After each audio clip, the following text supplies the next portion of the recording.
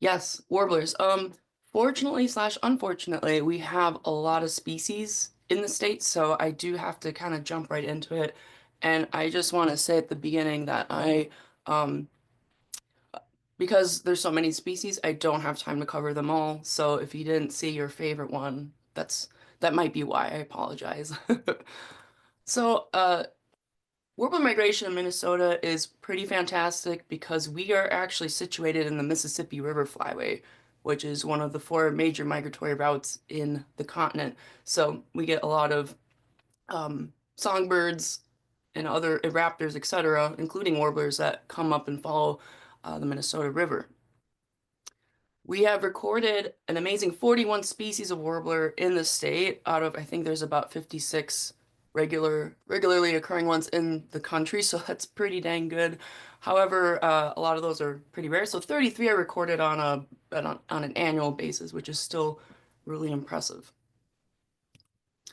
And what's really amazing in the spring is that we can get things like fallouts if the weather conditions allow that, where we see many grounded warblers and other songbirds on the ground. And we can also get 20 plus species warbler days, which is also amazing. So without further ado, well, maybe we should say what's not a warbler, because lots of things look like warblers. So vireos do. What you want to look for on vireos, they have a thicker bill, they have thicker legs, and they generally move. They're not quite as hyperactive as warblers. Kinglets are also very warbler-like. They're a bit tinier on average than warblers, most warblers. They're pretty uniform olive color, which you won't see on warblers so much, and they have a distinctive eye ring. They also hover a bit more. They kind of jerk their wings up a bit, so they move a little differently than a warbler. Flycatchers, on average, are a little bigger. They sit upright, they have a long tail, and they're not nearly as active. They'll perch for a long time before flying out and catching an insect in midair. So different foraging strategy. Tanagers are they're a bit bigger than warblers. Look at that thick bill. They also have a long tail, and the same goes for orioles. However, they also have a little bit of a more of a decurved bill as well. Gnatcatchers are also really tiny, like kinglets, and some of our warblers even, but it's a really nice, clean, slaty gray. There's no other markings other than that bright eye ring, and it has a really long tail. Most of our warblers do not have tails that long. And then I like to throw in the chickadee because I think at a quick glance, they can actually look like a couple of our warblers, like black-polled warbler, for example, or even golden-winged warbler. And it would behoove you to watch them anyway during spring migration because it's not uncommon for warblers to follow them. Since chickadees are year-round residents, they know where the reliable food sources are, whereas warblers and all these other birds I just showed you, they are not quite as familiar. Okay, now we can finally get into warblers. Um, so I tried breaking them up down by different color combinations. So these three are related and they're pretty easy to confuse with each other. We have Tennessee on the left, Nashville in the middle, and Orange Crowned on the right. Right away, though, you can look at the face and that can tell you pretty quickly. The Tennessee, all it really has going on is that white supercilium or eyebrow. I'm going to say supercilium a lot. It's the same as eyebrow. And they don't have any eye ring or broken eye ring, for example, and it's on a gray head. Nashville Warbler has a really bright, solid eye ring, and it doesn't have anything else around the face. And Orange Crown has a little bit of a combination of the two. It has that yellow supercilium, and it has a broken eye ring, so you can see that just under the eye, there's that little yellow part, and that's a good way to tell them apart. Looking at the undertail coverage, so that's where the body, the underside of the body, as, if you will, meets the tail. It is yellow in two of the species. However, Tennessee is the only one that has white undertail coverts. And of these three species, only the orange crown warbler has some faint blurry streaking on the breast. So if you see that, that should narrow it down pretty quickly. The Tennessee warbler, they're really common. especially in spring migration, and they sing frequently and loudly. Your ears will be, if you learn to recognize the call, and I don't have time to go into calls with warblers, but I know Ezra in the next presentation might be talking about ways to learn bird song and bird calls. But if you learn to recognize this one, you're going to hear it everywhere, and it's deafening. And a neat thing to note about orange crown warbler is that they do sometimes come to suet feeders. Another thing to keep in mind, orange crown is one of our earlier arrivals. The median arrival date in the South is April 19th. I took this date from the MOU database. Justin was just talking about the kinds of data we gather, and that's one of them, and that's pretty nifty. So if you're seeing something around mid-April, chances are it's not going to be a Tennessee or Nashville. So all three of these species are quite small. They like to visit flowers, and they'll even probe dead leaf clumps. So just a couple other things to look for in these guys. Okay, a couple of many of our favorites. We have the mourning warbler. I showed both the male and the female on the left, and the Connecticut warbler on the right. Their faces are a bit different, if you can get a look. So the male mourning does have a little bit of a black mask, but other than that, there's no supercilium, there's no eye ring or broken eye ring. The Connecticut, however, will have a really nice thick eye ring um, on its face. Occasionally, mourning warblers can have a thin eye ring. I've personally never seen it, so it's pretty rare, but it's never going to be as thick and like that wide opened appearance as a Connecticut. If you look at the chest, where the head demarcation meets the breast, on male mourning warblers, it's a pretty nice black bib. Female mourning warblers, it doesn't have any black at all. And although it doesn't show it in field guides very well, the Connecticut warbler does have a teeny tiny trace of black, but otherwise it's a pretty solid gray. The yellow on the underside is a little brighter on the mourning warbler compared to the Connecticut. And another thing to look for is the tail length. If you look at the mourning warblers on the left there, they have a much longer tail projection than the Connecticut warbler. The Connecticut warbler is a bit shorter tailed slash longer winged, so there's not really much extension of the tail past the wings. Behaviorally, something you can look for is that the mourning warbler hops on the ground. Connecticut warbler walks on the ground, so they're strutting kind of like a chicken would, if you will. I do believe the Connecticut warbler superficially looks a lot like a Nashville warbler, because it's got the same kind of color scheme and it's got the thick white eye ring. However, they are quite a bit bigger than Nashville warblers, 21% longer, 72% heavier. So if you can gauge the size a bit, that will be really helpful. Mourning warbler is more common than Connecticut warbler, so when in doubt, statistically, you might be looking, if you're debating between these two species, it's probably a mourning warbler. Not always, but more likely. These two species arrived pretty late in the state too. In fact, Connecticut is our last warbler to arrive. A median arrival date in the South is May 11th. So both these species, they're relatively big for warblers. They're our largest warblers. They're painfully secretive. So again, I say all these features, that's assuming you get a good enough look, which you may not, and that's fine. You can put it as a warbler or species on your eBird checklist. And they do spend most of their time on the ground or in the low canopy. And here are some more common ones. The common yellowthroat, I'm showing both the male and female here. The face, well, it's pretty distinctive, I think, on the male yellowthroat, that pattern with the black and then the white outline followed by the olive cap. Note that the female does not have, she doesn't have any, doesn't really have an eye ring, doesn't have a supercilium, so very blank face. They do have bright spots of yellow both on the throat and on the undertail coverts. These guys are really small and chunky, even almost wren-like. Extremely common, but they're pretty secretive. They do respond to pitching quite well, in my experience. They're usually foraging on the ground or in lower in like shrubby vegetation. They're almost always near water, and they're quite vocal. They'll give a this really dry kind of check call, and the males sing a lot too. The male has a distinctive witchity witchity witchity song, which I can almost guarantee all of you have heard at some point, whether you know it or not. Okay, the yellow ones. We have two common yellow ones. The yellow warbler on male and female on the left, Wilson's warbler on the right.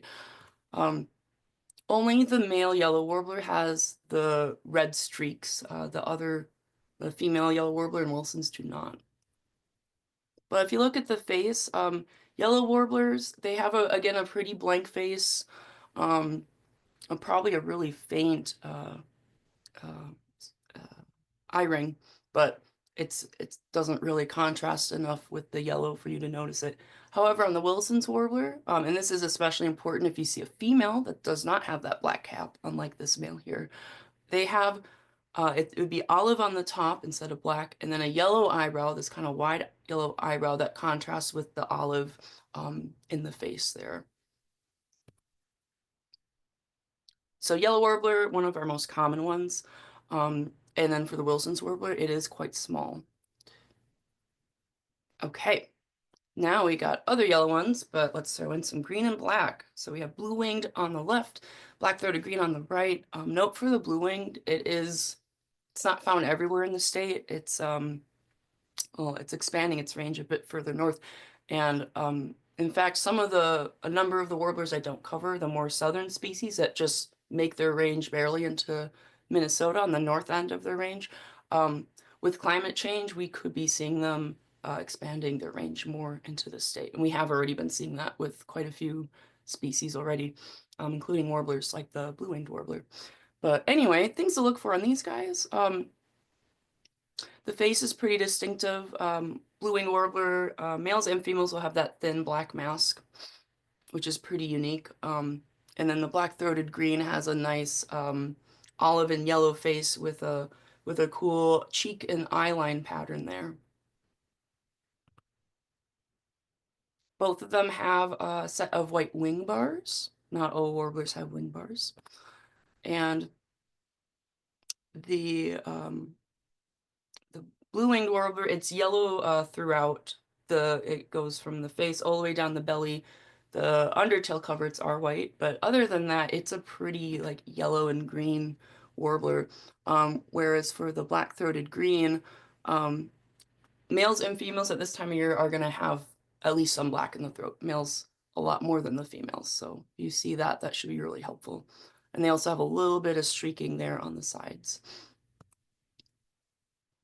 When we see them flying away, which unfortunately you might see that sometimes, both of them have white outer tail coverts, or white outer tail feathers, and especially it's quite extensive in the black-throated green warbler.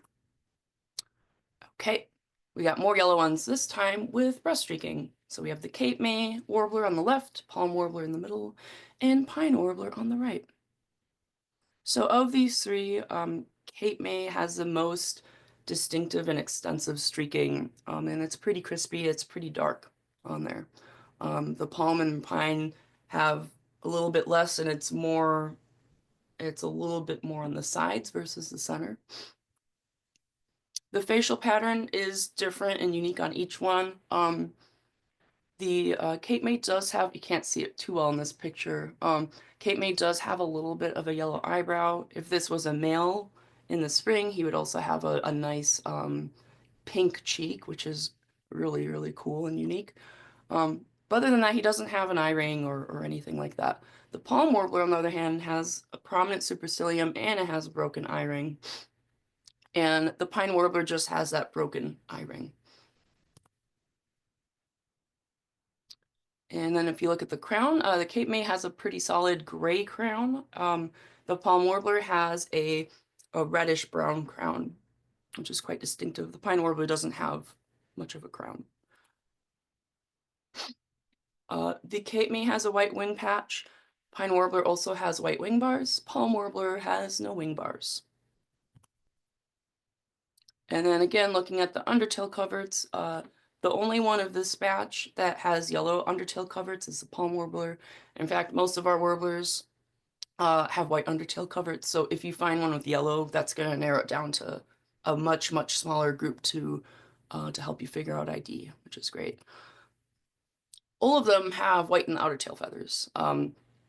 Pine warbler is probably the most extensive, whereas the Cape May and palm just have it a little bit in the corners there. The palm warbler and pine warbler arrive pretty early, so if you're seeing something around mid-April, again, not many warblers come that early, so that's going to also narrow down your identification group.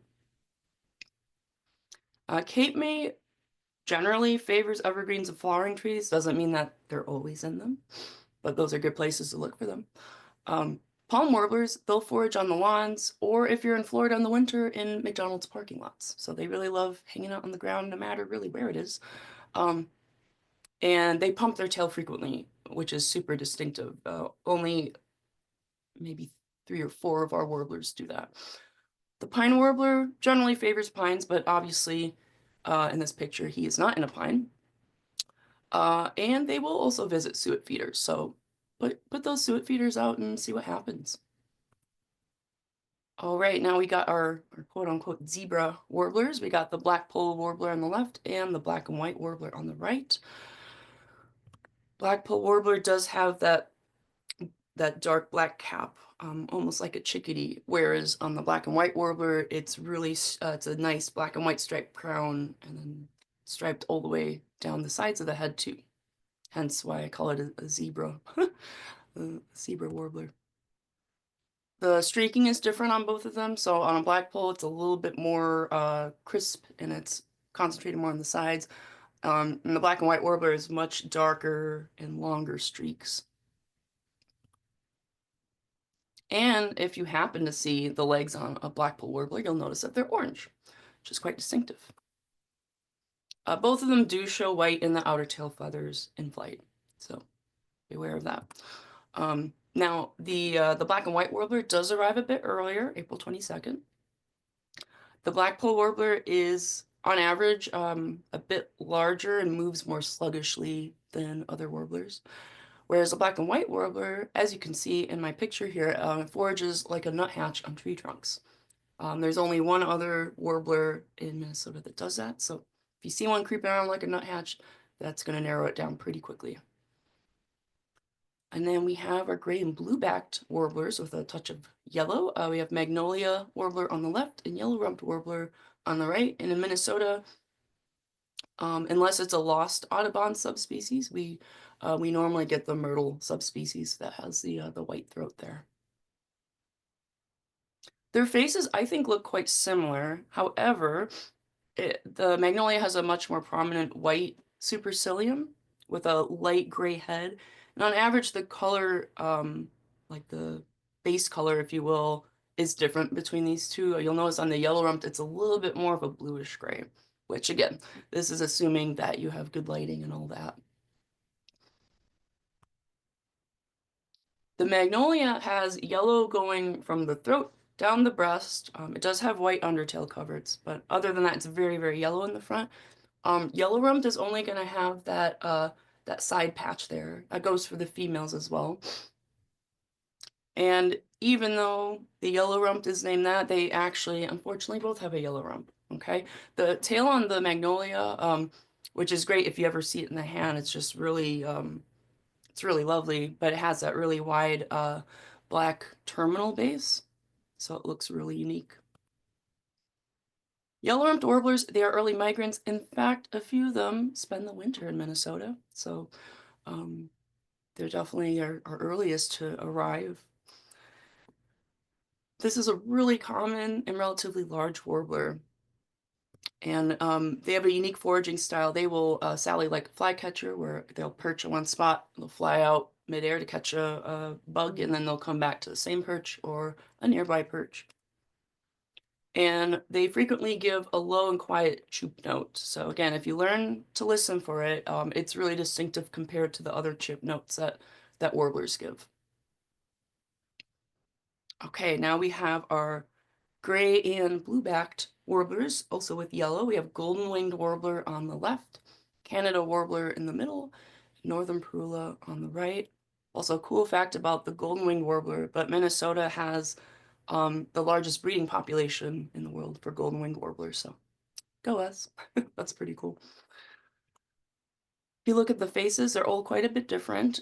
So golden wing, both male and female, are going to have a black mask with a black throat, which at a quick glance can look a bit like a chickadee. The Canada Warbler has an amazing spectacled look, so it has a really thick eye ring. It's got the yellow lores, and the males will have this nice black flecking there on the forehead. Northern Parula, the base is blue, bit much bluer than all of our other warblers, and it has a broken white eye ring. The Canada Warbler, all the streaking it has, it's really just in this dark necklace that it forms right in the upper chest there. And then for the Northern Parula, it's unique because it's yellow, but then I'll have like I don't think it's really streaking, but it'll have like orange markings also over it, which none of our other warblers have. The golden wing has two spots of yellow, both on the crown and on the wing, so look for that. And Northern Parula has white wing bars. Canada Warbler has nothing special on the wing. And what's also really cool is on the back of the Northern Parula, if you can see it, there's a bright green patch. So it's all blue and then just this one lone green patch right there on the mantle, which no other warbler in Minnesota has. So both the golden-winged warbler and the northern parula do show white in the outer tail feathers. Canada does not. Canada is also one of our later ones to arrive with a median arrival date of May 7th. So we're gonna have to wait a little while longer to see those guys. The Canada warbler tends to stick to the low canopy. Northern parula, that's the one that's gonna give you warbler neck with the upper canopy. And Northern parula is Minnesota's smallest warbler as well, teeny tiny. All right, the orange ones. So we have American Redstart, both male and female on the left, and Blackburnian on the right. The heads on American Redstart are just uniformly colored, either black on the male or gray on the female. No other markings on the face. Blackburnian is quite a different story. It has a really nicely patterned striped crown, and then also that kind of eyeline cheek action like the black-throated green warbler has. There are three spots of orange/yellow on red start. So on the side there, like on the yellow-rumped warbler, on the wing, and then also on the tail. Uh, Blackburnian does show really extensive white, almost like a junco, maybe even more than a junco on its tail. American Redstart, sometimes I can just tell by their silhouette because they are such acrobatic feeders. They're flying, it almost looks like they're falling all over the place, and they will frequently fan their tail up to scare bugs. And then Blackburnian, unfortunately, as beautiful as it is, we must crank our necks to see them in the upper canopy. Okay, and then we got our chestnut beauties. We got bay-breasted on the left and chestnut-sided on the right. The face on the bay-breasted is pretty dark and has a really broad black mask, whereas on the chestnut-sided, it's just a thin black mask and a bit brighter with white and yellow on the bottom and top, respectively. Bay-breasted has two spots of bay coloration on its cap and also the throat going into the sides. Females look similar in both species, by the way. They're just a little duller colored, which is why I didn't include them. Chestnut-sided just has that streak going down on the side. And both of them do have white in the outer tail feathers. Chestnut-sided a bit more extensive. Bay-breasted, it's kind of like the blackpoll. It's a relatively large and sluggish warbler. Also, I'm happy to report just a little side note. I saw a couple weeks ago, I was in Panama and I got to see some bay-breasted warblers and they're starting to come into their colors. So I think they'll be ready by the time they get to Minnesota. And then these are the ones I didn't have time to get to. These are localized and range restricted warblers in the state, meaning you usually have to go to like a special place to see them. Black-throated blue warbler, we are on the far eastern edge of their range, so the real or western, excuse me. So they're really just going to be on the far eastern edge of the state. And then Louisiana water thrush, they kind of stick along the St. Croix and Mississippi River valleys, maybe a bit in Minnesota too, Minnesota River Valley, and yeah. And then we have our cerulean, hooded, and prothonotary warblers. Same thing. Along them, kind of follow the those river valleys in the southeast part of the state. And then these are rare warblers, which we might get about one a year, like one location a year. We have Kentucky warbler, yellow-throated warbler, and prairie warbler. And then you can see on the top of the screen the maps correspond to each of those. So you can see they're really not that common. But again, with climate change, we might be seeing their numbers increase in Minnesota. I will say though, I believe Kentucky warbler has actually gone down, and I believe that is true population wide or species wide for Kentucky warbler that they're declining. So, um, they may become even less frequent as time goes on. Who knows? And that's everything I got. I am happy to take questions. That was fantastic, Alyssa. And we did get a slight early start since Justin and I talked so quickly. So, Mhm. folks, I'd welcome you to post your questions in the chat. And I guess just if you wanted to cover any of the vocalizations that you had in mind or any of the other slides, we do have a little extra time if there were some of those items you cut out. I know at bird banding, we always have challenges with Tennessee warbler and orange crowned warbler because when they're not in breeding plumage, they can look close. Any helpful hints?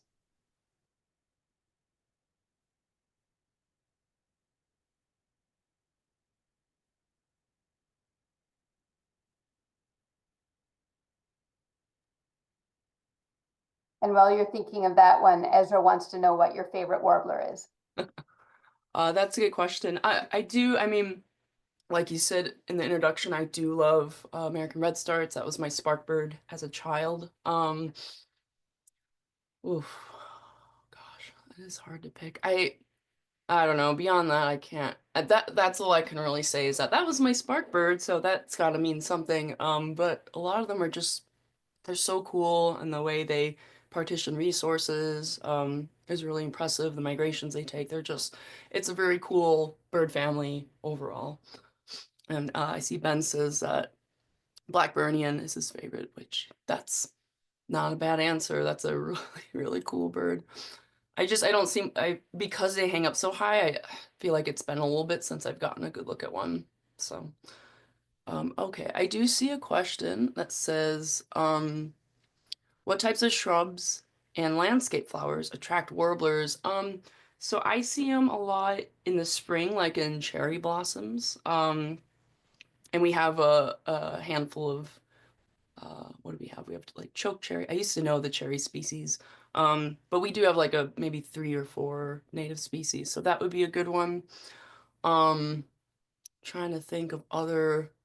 Oh, well, oak trees are generally regarded as one of the best in terms of providing, I mean, not only acorns, but also lots of insect life for birds. So, like in my backyard here, I'm back in Golden Valley, by the way. I'll see them a lot up there and probably eating all sorts of, caterpillars and whatnot. Okay, I see another question. How quickly do warbler species move through our state? How much time do we have to find each species while they're in Minnesota? That's a great question. So in the spring, it's really fast because they're coming up. They want to get to the breeding grounds ASAP, whereas in the fall, it's a lot slower. So peak migration, I was actually just looking at a map by Birdcast, which that's a great resource, by the way, if you want to see. I could probably put it in the, I'll put it in the group chat after, but it shows the volume of birds that are projected to be migrating over different parts of the US each night. Um, so that's a good place to look. But yeah, so when the weather conditions are right, they're just gonna go right through. But Birdcast, right, they posted a picture recently showing the different peaks in migration in the spring. And I think southern Minnesota, it's around, actually, I'm gonna look on my phone because I have it. I thought it was so cool. I took a screenshot of it. So if you want an exact date, there we go. So like in the southern part of Minnesota, it's May 9th, and then it moves up to May 12th, and then the very north, May 15th are the peak times. Um, but yeah, usually like the last 3 weeks of May are pretty good. But yeah, some birds are gonna shoot through. And in my experience, in fact, some for example, like pine warbler, they seem to just go straight to the breeding grounds. I don't see them much in migration at all, actually. So some of them, it might just be better to go to the breeding grounds to see them, which fortunately in Minnesota, a lot of the warblers that pass through do nest in the northern part of the state and even further south. So hopefully that was a sufficient answer. If not, feel free to ask more. I see another one. Would placing nest boxes in riparian habitat be helpful in supporting prothonotary warblers? I think so. Yeah, they do use nest boxes. They also use natural cavities. They're they're not abundant in Minnesota, so maybe before putting one out, I would want to make sure there's actually some around, do some birding. If you see some around, yeah, definitely put a nest box up. That'd be really cool. Yeah, and Prothonotary is our only cavity nesting warbler, and the other only cavity nesting warbler in the U.S. is the Lucy's warbler in the Southwest. So for the most part, and I didn't talk about this, but a surprising number of our warblers nest on the ground. Black and white warblers nest on the ground. Golden-winged and blue-winged warblers nest on the ground. A lot of warblers you wouldn't really expect to nest on the ground do. But I could talk about that's a different tangent on nests. You want to give a quick overview of some of the quick calls that we can start practicing so we can Oh, I actually I didn't really set it up. Hmm. I don't have I don't have like audio files pulled up or anything. I could play them. I feel like that wouldn't be very chat. good though if I played them through my phone. I was actually kind of ignoring the audio a bit more just because I know Ezra's gonna cover that next, hopefully. Gotcha. Maybe not with warblers specifically, but at least ways to learn about them. Gotcha. Yeah, but um How about water features? Have you had luck putting like a bird bath or a water fountain for oh attracting gosh, visitors? if you can get a nice water feature with some moving water, I follow a couple folks. I know one person in Georgia and one in northern Wisconsin, and the amount of warblers they get, warblers and other things too, it's astounding. So yes, if you can get some moving water in your backyard, and it's especially if you're kind of in a more wooded area, that can be amazing for attracting warblers as well. Definitely, they love that. I personally haven't put anything out myself, so I just live through others vicariously. And then for folks that might be newer to birding, where are some of your local warbler hotspots that you love to visit?